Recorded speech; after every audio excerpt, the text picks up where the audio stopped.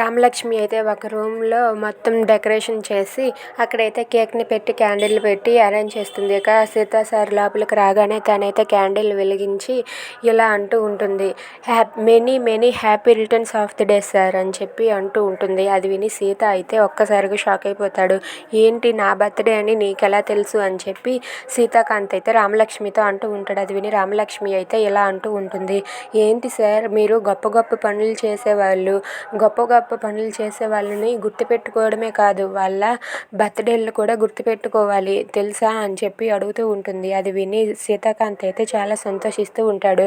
ఇదిగోండి సార్ మీకోసమే కేక్ తెప్పించాను, కట్ చేయండి అని చెప్పి అంటూ ఉంటుంది. ఇక ఆ క్యాండిల్ని తీసేసి అక్కడ ఉన్న చాక్తో సీతాకాంత్ అయితే కేక్ని కట్ చేస్తూ ఉంటాడు. కట్ చేస్తూ ఉండగా ఇంతలో రామలక్ష్మి అయితే happy birthday to you, happy birthday to you అంటూ సీతాకాంత్కి క్లాప్స్ కొడుతూ తనైతే విషెస్ చెప్తూ ఉంటుంది. ఇక సీతాకాంత్ కేక్ని కట్ చేసి ముందుగా రామలక్ష్మికి అయితే తినిపిస్తాడు. రామలక్ష్మికి తినిపిస్తే రామలక్ష్మి కూడా తను కూడా ఒక పీస్ తీసుకొని సీతాకాంత్కి తినిపిస్తుంది. అలా వాళ్ళిద్దరూ కూడా సరదాగా గడుపుతూ ఉంటారు.